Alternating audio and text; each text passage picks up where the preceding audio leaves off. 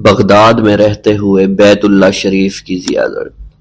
حضرت شیخ ابو صالح سے منقول ہے، حضرت شیخ ابو مدین مغربی نے مجھے حضور سیدنا غوث اعظم کی خدمت میں بغداد فقر کی تعلیم کے لیے بھیجا۔ آپ نے مجھے 20 دن تک اپنے خلوت خانہ کے دروازے پر بٹھائے رکھا اور 20 روز گزرنے کے بعد مجھے قبلہ رو ہونے کا حکم دیا۔ جب میں قبلہ رو ہو گیا، آپ نے فرمایا، اے ابو صالح اس طرف دیکھو۔ چنانچہ جب میں نے اس جانب دیکھا، آپ نے فرمایا، کیا دیکھ رہے ہو؟ میں نے عرض کیا، بیت اللہ شریف میری نظروں کے سامنے ہے۔ آپ نے مجھے حکم دیا کہ اب مغرب کی سمت دیکھو۔ میں نے اپنا چہرہ مغرب کی جانب کیا تو آپ نے دریافت فرمایا، کیا دیکھ رہے ہو؟ میں نے عرض کیا، میں اپنے مرشد پاک حضرت ابو مدین کو دیکھ رہا ہوں۔ ایک مرتبہ سنان نامی عیسائی پادری نے غوث اعظم کی محفل میں حاضر ہو کر سلام عرض کیا اور حاضرین میں کھڑے ہو کر بیان دیا کہ میں یمن کا رہنے والا ہوں۔ میں نے ارادہ کیا میں اسلام قبول کروں۔ اسی دوران میرے دل پہ یہ خیال پیدا ہوا کہ میں اس دور کی سب سے بڑی شخصیت کے دست مبارک پر کلمہ پڑھوں۔ اس سوچ کے دوران مجھے نیند آ گئی۔ خواب میں مجھے حضرت سیدنا عیسیٰ علیہ السلام کی زیارت نصیب ہوئی۔ آپ نے مجھ سے ارشاد فرمایا کہ تم بغداد شریف چلے جاؤ اور شیخ عبد القادر جیلانی کے دست حق پر اسلام قبول کرو، کیونکہ اس وقت وہ روئے زمین پر تمام لوگوں میں افضل و اعلیٰ ہیں۔ حضرت شیخ عمر الکیمانی رحمۃ اللہ علیہ سے منقول ہے، ایک مرتبہ حضرت سیدنا غوث اعظم کی خدمت میں 13 لوگ دائرہ اسلام میں داخل ہونے کے لیے حاضر ہوئے۔ ان لوگوں نے بیان کیا کہ ہم عرب کے عیسائی ہیں، ہم نے کلمہ پڑھنے کا ارادہ کیا، ابھی سوچ رہے تھے کہ کسی مرد کامل کے دست حق پر کلمہ پڑھیں۔ ہمیں ہاتف غیب سے آواز سنائی دی کہ بغداد جا کر شیخ عبد القادر جیلانی کے دست مبارک پر کلمہ پڑھو۔ حضرت ابو الحسن علی سے منقول ہے، فرماتے ہیں، ایک مرتبہ ایک جماعت کثیر کے ہمراہ حضرت سیدنا غوث اعظم کی زیارت باسعادت کے لیے روانہ ہوا۔ اسی دوران بے شمار لوگ میرے پاس آتے رہے، اپنی مشکلات کے حل کے لیے مجھ سے کہتے رہے، میں حضور سیدنا غوث اعظم سے ان کی سفارش کروں گا۔ حضرت ابو الحسن علی بن ملاعب القواس فرماتے ہیں، رستے میں ایک بد اخلاق لڑکا بھی ہمارے قافلے میں شامل ہو گیا۔ مجھے اس کا علم تھا کہ یہ اکثر و بیشتر ناپاک رہتا ہے اور بول و براز کے بعد استنجا بھی نہیں کرتا۔ حسن اتفاق کے حضور سیدنا غوث اعظم سے بھی رستہ میں ملاقات ہو گئی۔ حضرت ابو الحسن علی فرماتے ہیں، میں نے حضور سیدنا غوث اعظم کی خدمت میں لوگوں کے پیغامات پہنچائے اور پھر مجھ سمیت میرے ساتھ تمام موجودہ لوگوں نے آپ کے ہاتھ مبارک کو ازراہ عقیدت چومنا شروع کر دیا۔ وہ فرماتے ہیں، جب اس بد اخلاق لڑکے نے حضور سیدنا غوث اعظم رحمۃ اللہ علیہ کا ہاتھ مبارک چوما تو بے ہوش ہو کر زمین پر گر پڑا۔ جب اس کو ہوش آیا تو اس کے چہرہ پر داڑھی نمودار ہو چکی تھی اور اس نے آپ کے دست حق پر توبہ کی، پھر اس کا شمار نیکوں میں ہوا۔ حضرت شیخ زین الدین فرماتے ہیں، میں نے حضور سیدنا غوث اعظم سے علم حاصل کیا۔ اللہ عز و جل نے مجھے 1 سال میں اتنا علم دیا کہ دوسروں کو وہ علم 20 سال میں بھی نصیب نہ ہوا ہوگا۔ میں نے آپ سے مصر جانے کی اجازت طلب کی تو آپ نے فرمایا، دمشق پہنچ کر غازیوں کو مصر میں داخل ہونے کے لیے تیار پائے گا تاکہ اس پر قابض ہو جائیں، مگر ان سے کہنا وہ ہرگز کامیاب نہیں ہوں گے، ہاں دوسری مرتبہ وہ ضرور کامیاب ہوں گے۔ حضرت شیخ زین الدین فرماتے ہیں، جب میں دمشق پہنچا میں نے وہی حال پایا۔ آپ نے بیان فرمایا، میں نے ان سے کہا تو وہ نہ رکے۔ جب میں مصر پہنچا میں نے خلیفہ کو ان کو مقابلے کے لیے تیار کیا۔ میں نے خلیفہ سے کہا، گھبراؤ نہیں، تم کامیاب ہو جاؤ گے۔ جب غازی مصر پہنچے تو ان کو شکست ہوئی۔ شیخ زین الدین فرماتے ہیں، خلیفہ نے مجھے اپنا ندیم خاص مقرر کر دیا اور اپنے ہر راز سے مجھے واقفیت دے دی۔ پھر دوسری مرتبہ غازی آئے، انہوں نے مصر پر قبضہ کر لیا۔ مجھے حضور سیدنا غوث اعظم کے قول کے مطابق ہر ایک سے 1.5 لاکھ دینار ملے۔ مجھے مصر میں ہر خاص و عام میں مقبولیت حاصل ہو چکی تھی اور بے شمار لوگ میرے واعظ سے مستفیض ہونے لگے تھے۔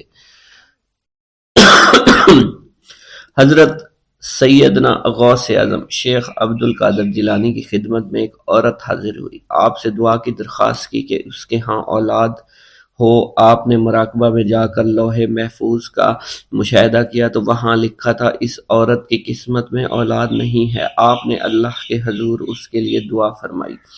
غیب سے ندا آئی اس کے ہاں اولاد نہیں، آپ اس کے حق میں دعا جاری رکھیں، یہاں تک کہ غیب سے آپ کو ندا آئی کہ ہم نے آپ کی دعا کی بدولت اس کو 7 لڑکے عطا فرمائے۔ چنانچہ اس عورت کے ہاں یکے بعد دیگرے 7 لڑکوں کی دعا کی پیدائش ہوئی۔ حضرت شیخ ابو الخیر منقول ہے، فرماتے ہیں میں شیخ ابو حسن اور شیخ خلیل بن احمد اور شیخ ابو عبداللہ کی خدمت میں حاضر تھے۔ آپ نے فرمایا تم سب اپنی اپنی حاجات بیان کرو، میں انشاءاللہ تمہاری حاجات پوری کروں گا۔ شیخ ابو سعود نے کہا کہ میں ترک دنیا اختیار کرنا چاہتا ہوں۔ شیخ ابو قائد نے کہا میں مجاہدے کی قوت چاہتا ہوں۔ شیخ ابوالزاد نے کہا کہ میں خوف الہی چاہتا ہوں۔ شیخ فارسی نے کہا اللہ کے ساتھ میرا ایک حال ہے جسے میں کھو بیٹھا میں چاہتا ہوں کہ میرا وہ حال لوٹ آئے۔ شیخ جمیل نے کہا میں حفظ وقت چاہتا ہوں۔ شیخ عمر نے کہا کہ میں علم کی زیادتی چاہتا ہوں۔ حضرت شیخ ابو الخیر محفوظ فرماتے ہیں حضور سیدنا غوث اعظم نے فرمایا انشاءاللہ تم سب کی حاجات جلدی پوری ہوں گی۔ چنانچہ آپ کا قول پورا ہوا اور تمام لوگوں کی حاجات پوری ہوئیں ماں سوائے شیخ خلیل کے، کیونکہ حضرت شیخ خلیل نے قطبیت مانگی تھی جس کا ابھی وقت نہیں آیا تھا۔ حضرت ابو سعود فرماتے ہیں حضرت شیخ حماد دباس کی خدمت میں حاضر ہو کر عرض کیا حضور میں ملک شام کی جانب مال تجارت لے کر جانا چاہتا ہوں اور میرا یہ قافلہ تیار ہے، میرے پاس 700 دینار کا مال ہے۔ حضرت شیخ حماد دباس نے فرمایا اگر تم اس سال سفر کرو گے تو تم سفر میں ہی قتل کر دیے جاؤ گے اور تمہارا تمام مال و اسباب لوٹ لیا جائے گا۔ حضرت حماد باس کی بات سن کر وہ تاجر حضور سیدنا غوث اعظم کی خدمت میں حاضر ہوا اور حضرت حماد باس کی بات بیان کر دی۔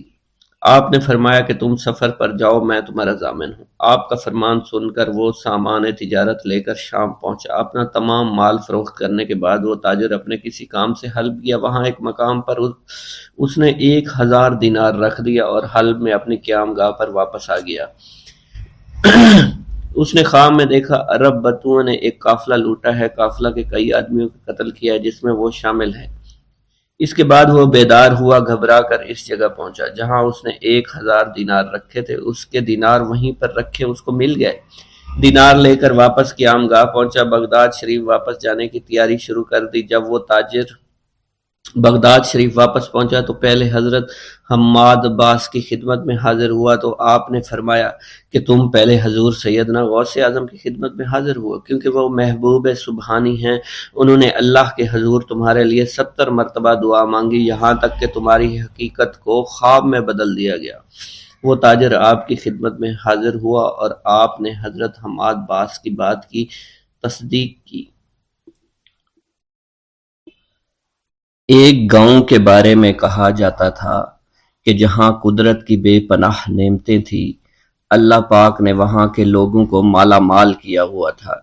ایسی نعمتیں کہ جن نعمتوں کو دیکھ کر انسان اکثر مغرور ہو جایا کرتے ہیں، مگر وہاں پر کچھ مسلمان تھے اور سب سے بڑی اور بری بات یہ تھی کہ وہاں کے تمام لوگ کافر تھے۔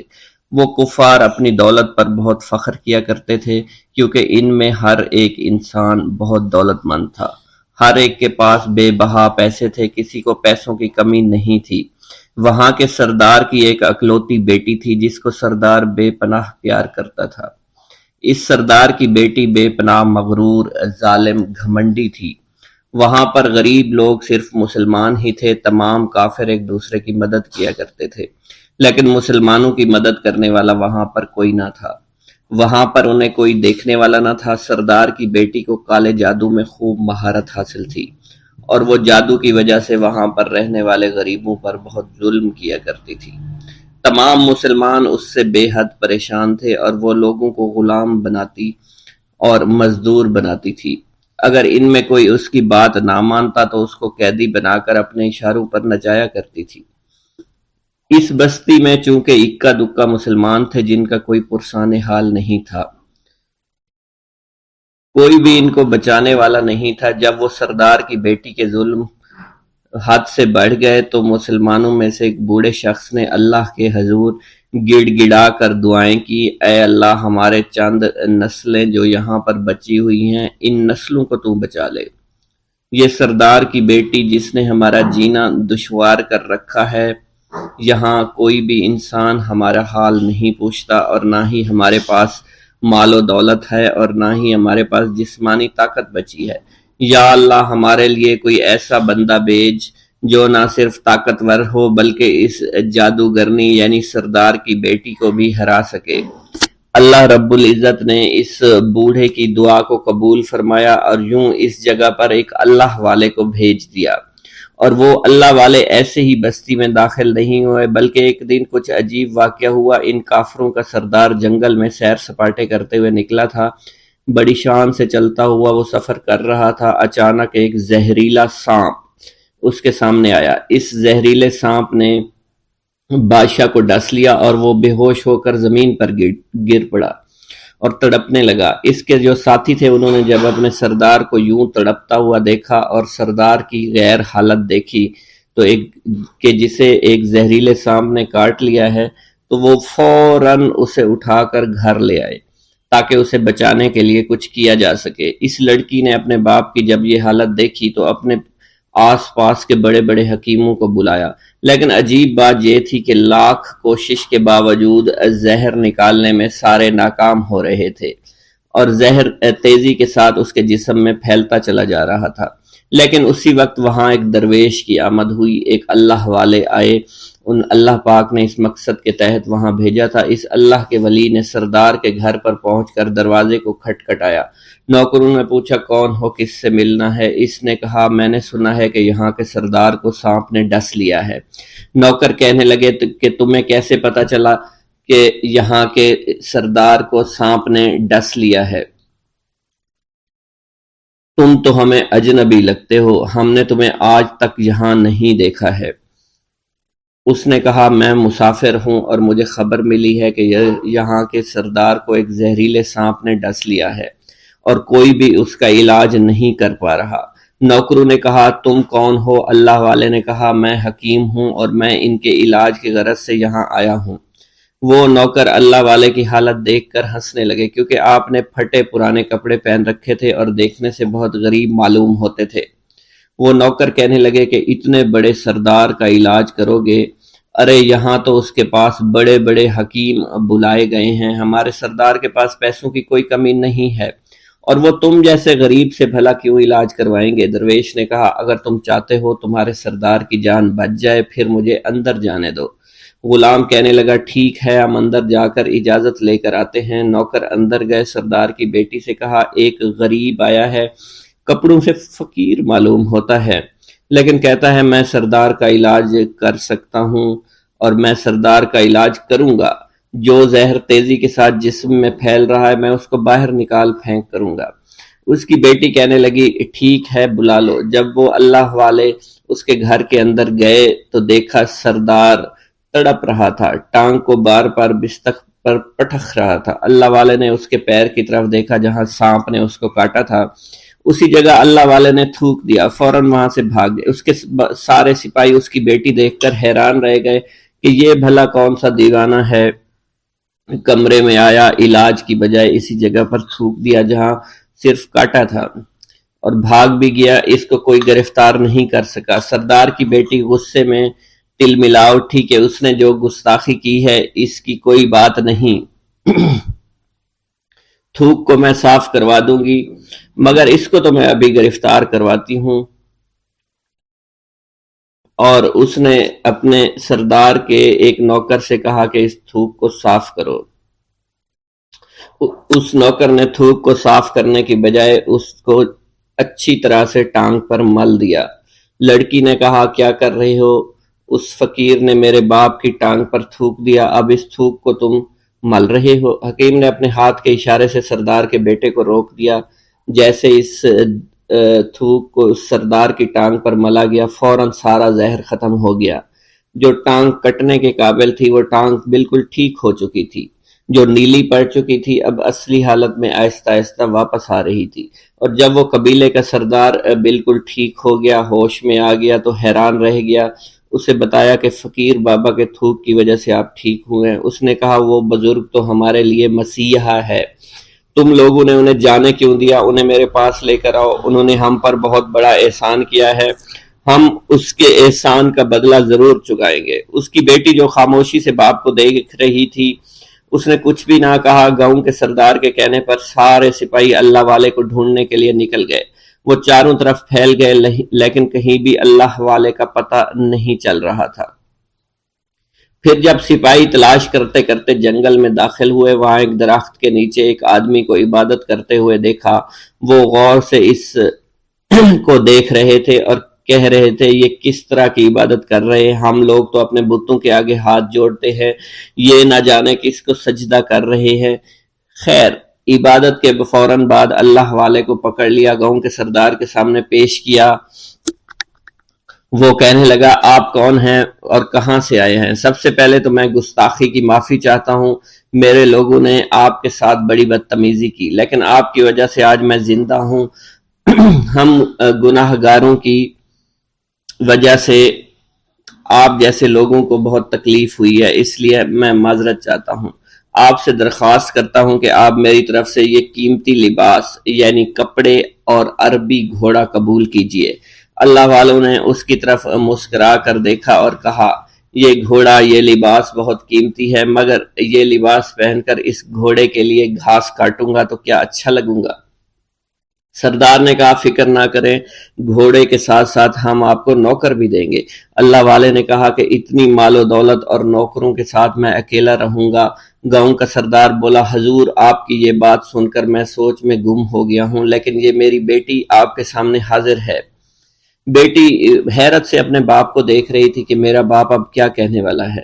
سردار نے کہا میری بیٹی جسے آپ نے دیکھ لیا ہے، اس کی شادی میں آپ سے کر دوں گا، مگر ایک شرط ہے کہ آپ کو اپنے مذہب کو چھوڑنا پڑے گا۔ میرے سپاہیوں نے آپ کو عبادت کرتے ہوئے دیکھا ہے، جہاں تک ہمارے معمولات ہیں ہم بتوں کے آگے سجدہ کرتے ہیں اور ان کی عبادت کرتے ہیں، اور آپ جس کے آگے سجدہ کرتے ہیں وہ اللہ ہے، یعنی آپ مسلمان ہیں، اس لیے آپ کو اپنا مذہب چھوڑنا پڑے گا۔ کیا آپ ایسا کر سکتے ہیں؟ اللہ والے نے کہا کہ مجھے ایک بات بتائیے، آپ سب کچھ دیکھ رہے ہیں، آپ نے مجھے یہ بھی دعا دی کہ میری اولادیں ہوں اور آپ کی نسل آپ کی بیٹی سے چلے گی۔ مجھے ایک بات بتائیں، اگر ان بچوں میں سے کسی بچے کو خدا نہ خواستہ کچھ ہو گیا تو کس کو رونا پڑے گا؟ سردار نے جواب دیا اگر خدا نہ خواستہ کچھ ایسا ہوا تو رونا مجھ کو ہی پڑے گا۔ اللہ والا نے مسکرا کر کہا اگر یہ سارا مال لے کر مجھے رونا ہی پڑا تو آپ اپنا گھوڑا، اپنی دولت، اپنی بیٹی، ہر چیز اپنے پاس رکھ لو۔ میں خوش ہوں، میں مسلمان ہوں، میں ٹھیک ہوں۔ اگر یہ تمام چیزیں لے کر مجھے اپنا محلہ چھوڑنا پڑے تو میں اپنی جان دے کر بھی اپنے مذہب کو نہیں چھوڑوں گا۔ جس طرح آپ نے مجھے نوازا ہے، میں اسی رب کے دین کو چھوڑ کر چلا جاؤں گا۔ صرف چند پیسوں کی خاطر میں ہر دن پیسہ نہیں کر سکتا، اور اپنی درویشی میں بہت خوش ہوں۔ اللہ نے مجھے جس مقصد کے لیے بھیجا تھا وہ میرا مقصد پورا ہو جائے گا۔ گاؤں کے سردار نے پوچھا، یہ کہہ کر وہ اللہ والے جانے لگے تو سردار نے درویش کو رک جانے کا کہا اور کہنے لگے میں نے مال دے کر تمہیں آزمایا اور تمہیں پرکھا، لیکن تم اپنے مذہب کو چھوڑنے پر راضی نہیں ہو۔ اگر تم یہی سب کرنے آئے تھے تو تمہیں اس بات کا ڈر نہیں؟ کیا تم نہیں جانتے ہم کتنے طاقتور ہیں، اور میری بیٹی اپنے عمل میں اتنی ماہر ہے کہ تمہیں یہاں کھڑے کھڑے ابھی جنگلی جانور بنا سکتی ہے۔ اللہ والے نے کہا کہ اس نے جنگلی جانور کمزور لوگوں کو بنایا ہوگا، یہ مجھے جانور بنا کر تو دکھائے۔ اس سے پہلے کہ گاؤں کا سردار اپنی بیٹی سے کچھ کہتا کہ اس پر وار کرو، اللہ والے نے جادوگرنی پر ایسی پھونک ماری کہ وہ اسی وقت ایک بہت بڑی چھپکلی بن گئی۔ وہ کچھ بھی نہیں کر پا رہی تھی، وہ چھپکلی اتنی بڑی تھی کہ وہاں پر جتنے بھی انسان کھڑے تھے ان سب میں سب سے زیادہ اونچا اس کا قد تھا۔ وہ چھپکلی اللہ والے کے پاس آئی، اپنا زہر اس پر اگلنا چاہتی تھی کہ اسی وقت اس نے اس کے منہ پر تھوک دیا۔ تھوکنے کی دیر تھی، وہ چھپکلی جلنے لگی اور جس سے گرمی کی وجہ سے اس کا چہرہ پگھل رہا تھا، اس کا چہرہ جل کر کالا ہو چکا تھا، وہ مرنے والی تھی کہ سردار دوڑتا ہوا قدموں میں آ کر گر پڑا اور معافی مانگنے لگا اور کہنے لگا، حضور اس گستاخی کے لیے میں معذرت خواہ ہوں، آپ مجھے معاف کر دو، میں نے سچ میں آپ کو بہت کمزور سمجھا تھا، آپ کو آپ کا مذہب سے ہٹانا چاہا تھا، اگر میری بیٹی ٹھیک ہو جائے تو میں سچ کہتا ہوں یہاں پر جتنے لوگ ہیں ہم پوری کی پوری بستی مسلمان ہو جائیں گے۔ اللہ والے نے کہا کہ ہم تمہیں اپنے دین میں شامل کرنے کے لیے یہ سب نہیں کر رہے، بلکہ تم لوگ مسلمان بھائیوں پر جو ظلم کرتے ہو وہ ظلم کو ختم کرنے کے لیے ہم یہاں آئے ہیں۔ ہمارے دین میں جبر اور ظلم نہیں۔ اگر تمہارے بیٹی سے انسان بن کر سدھر جاتی ہے تو اس کو اس کی اصلی حالت میں لانے کے لیے میں خود کو اللہ کی بارگاہ میں پیش کروں گا اور دعا کروں گا۔ سردار کہنے لگا کہ ہاں ہاں میری بیٹی اصلی حالت میں اگر آ جائے تو پھر ہم کسی پر ظلم و ستم نہیں کریں گے، اور میں دل سے اپنی بیٹی کے لیے معافی چاہتا ہوں۔ آج سے یہ کوئی بھی جادو ٹونا اور مسلمانوں کو تنگ نہیں کرے گی اور نہ ہی کسی مسلمان پر یہ ظلم اور جبر کرے گی، بس آپ اسے دوبارہ سے انسان بنا دے۔ اللہ والا نے چھپکلی پر دوبارہ سے پھونک ماری تو پھر سے انسان بن گئی اور اللہ والے کے قدموں سے وہ لپٹ گئی، کہنے لگی مجھے معاف کر دیجئے، مجھے معاف کر دیجئے، میں نے اپنے آپ کو بہت طاقتور سمجھا۔ اس لڑکی کا آدھا چہرہ جل چکا تھا اور کالا ہو چکا تھا، وہ کہنے لگی کہ آج اپنے باپ کے ساتھ میں آپ کے دست مبارک پر مسلمان ہونا چاہتی ہوں، میں وعدہ کرتی ہوں کہ آج سے اس بستی پر کوئی بھی کافر کسی مسلمان کے ساتھ بدتمیزی نہیں کرے گا، زیادتی نہیں کرے گا، ظلم اور جبر نہیں کرے گا، بلکہ ہم سب یہاں مل جل کر رہیں گے اور بھائی چارے کے ساتھ رہیں گے، ہم سب مسلمان ہو جائیں گے اور پھر یوں اللہ والے کے ہاتھوں پوری بستی کا سردار اور اس کی بیٹی نے اسلام قبول کر لیا اور سردار نے اللہ والے سے اپنی بیٹی کا نکاح کر دیا اور پھر اس بستی میں ہمیشہ کے لیے امن و امان قائم ہو گیا۔ میرا یہ قدم تمام اولیاء کرام کی گردن پر ہے۔ ایک مرتبہ محلہ حلبہ میں اپنے مہمان خانے میں وعظ فرماتے ہوئے حضور سیدنا غوث اعظم پر اچانک حالت کشف طاری ہوئی۔ آپ رحمت اللہ علیہ نے فرمایا، میرا یہ قدم ہر ولی اللہ کی گردن پر ہے۔ یہ ارشاد سن کر تمام اولیاء اللہ نے اپنی گردنیں جھکا دیں۔ صلحائے امت نے اس کی توضیح فرمائی ہے کہ آپ رحمت اللہ علیہ کے عہد مبارک اور بعد میں قیامت تک آپ کی عطا کے بغیر ولی اللہ ولایت کے درجے پر فائز نہیں ہو سکتا۔ سلطان الہند حضرت خواجہ معین الدین چشتی المعروف خواجہ غریب نواز اس وقت خراسان کے پہاڑوں پر مجاہدات میں مشغول تھے۔ انہوں نے بھی حضور سیدنا غوث اعظم کا ارشاد گرامی سن کر اپنی گردن جھکا دی اور یوں عرض گزار ہوئے، آپ کے قدمین شریفین میرے سر اور میرے آنکھوں پر ہیں۔ حضور سیدنا غوث اعظم فرماتے ہیں کہ میں 10 برس کی عمر میں اپنے شہر کے مکتب میں حصول علم کے لیے جایا کرتا تھا۔ اس وقت میرے ساتھ ملائکہ بھی ہوتے تھے جو میرے آگے پیچھے میری حفاظت کے لیے چلتے تھے۔ جب میں مدرسہ پہنچتا تو یہ منادی کرتے تھے، اللہ کے ولی کے لیے جگہ خالی کر دو، چنانچہ وہ میرے لیے جگہ خالی کر دیتے تھے۔ ایک مرتبہ میں نے ایک ایسے شخص کو دیکھا جس نے فرشتوں کی آواز سن کر کہا، جس میں کوئی مزاحمت نہ ہوگی، کہ یہ ایک نہایت معزز گھرانے کا فرد ہے اور عن قریب اس کو وہ عظمت حاصل ہوگی جس میں کوئی مزاحمت نہ ہوگی اور اس کو ایسا قرب نصیب ہوگا کہ اس کو کوئی فریب نہ دے سکے گا۔ پھر 40 برس بعد میں نے اس شخص کو پہچانا، وہ شخص ابدالوں میں سے تھا۔ حضرت شیخ ابو سعود احمد بن بکر حریمی سے مروی ہے کہ حضور سیدنا غوث اعظم نے فرمایا کہ میں 55 سال تک تنہا عراق کے بیابانوں میں پھرتا رہا، میں لوگوں کو نہ جانتا، لوگ مجھے نہ جانتے۔ اسی دوران میرے پاس رجال الغیب اور جنات تشریف لاتے جنہیں میں طریقت اور اصول کی تعلیم دیتا تھا۔ ابتدا میں جب میں عراق میں داخل ہوا تو حضرت خضر میرے ہم سفر بنے اور بعد میں اس وقت ان کو پہچانتا نہ تھا اور اس کے ساتھ میرا معاہدہ ہوا کہ میں ان کے کسی حکم کی خلاف ورزی نہیں کروں گا۔ ایک مرتبہ انہوں نے مجھے ایک جگہ بیٹھنے کا حکم دیا اور میں اس جگہ 3 سال تک بیٹھا رہا۔ سال میں ایک مرتبہ حضرت خضر میرے پاس تشریف لاتے، فرماتے کہ یہی تیرا مقام ہے جہاں تجھے پہنچایا گیا ہے۔ اس عرصہ کے دوران تمام نفسانی خواہشات مجھ پر انسانی شکل میں وارد ہوئیں، لیکن اللہ عز و جل نے مجھے ہر موقع پر استقامت عطا فرمائی اور مجھے ان خرافات سے بچائے رکھا۔ ابتدا میں میرا نفس مجاہدہ کا کوئی طریقہ اختیار کرتا تو میں اس پر قائم ہو جاتا اور کسی چیز کو قبول نہ کرتا تھا۔ ایک طویل مدت تک اپنا گلا گھونٹتے ہوئے میں مدائن کے جنگلوں میں مجاہدات میں مشغول رہا۔ حضور سیدنا غوث اعظم فرماتے ہیں کہ میں نے اپنے نفس کو مختلف مجاہدوں، مختلف ریاضتوں اور مختلف مشقتوں میں ڈالے رکھا۔ 1 سال تک میں گری ہوئی چیزیں اٹھا کر کھاتا رہا، دوسرے سال پانی پر گزارا کیا اور تیسرے سال نہ میں نے کچھ کھایا، نہ پیا اور نہ ہی سویا۔ ایک مرتبہ شدید سردی کی وجہ سے میں ایوان کسریٰ کے کھنڈرات میں سویا تو رات بھر میں 40 مرتبہ طبیعت خراب ہوئی۔ حضور سیدنا غوث اعظم فرماتے ہیں ہر سال ایک بزرگ آتے اور وہ مجھے جبہ دے کر چلے جاتے۔ اسی طرح میں نے بے شمار طریقوں سے دنیا اور نفس سے چھٹکارا پانے کی کوشش کی۔ لوگ مجھے دیوانہ سمجھتے تھے۔ میں برہنہ جسم جنگلوں میں چلا جاتا اور کانٹوں پر لوٹتا شور مچاتا تھا۔ میرا تمام بدن سے خون جاری ہو جایا کرتا تھا اور لوگ مجھے اٹھا کر شفا خانے لے جایا کرتے، جہاں میری حالت مزید بگڑ جاتی۔ ایک وقت ایسا بھی آیا جب مجھ میں اور مردہ میں کوئی فرق نہ تھا۔ لوگ کفن لے کر آئے، غسال کو بلوایا کہ وہ مجھے غسل دے دیں۔ ابھی انہوں نے مجھے غسل دینے کے لیے تختہ پر ڈالا ہی تھا کہ میری حالت درست ہو گئی۔ میں اٹھ کھڑا ہوا۔ طریقت کی ان پرخطر راہوں میں نہ تو میں کبھی خوف زدہ ہوا اور نہ کبھی میرا نفس مجھ پر غلبہ پا سکا اور نہ ہی دنیا کی آرائش مجھے حیران کر سکی۔ حضور سیدنا غوث اعظم فرماتے ہیں شیطان نے میرے گرد بے شمار جال بچھائے۔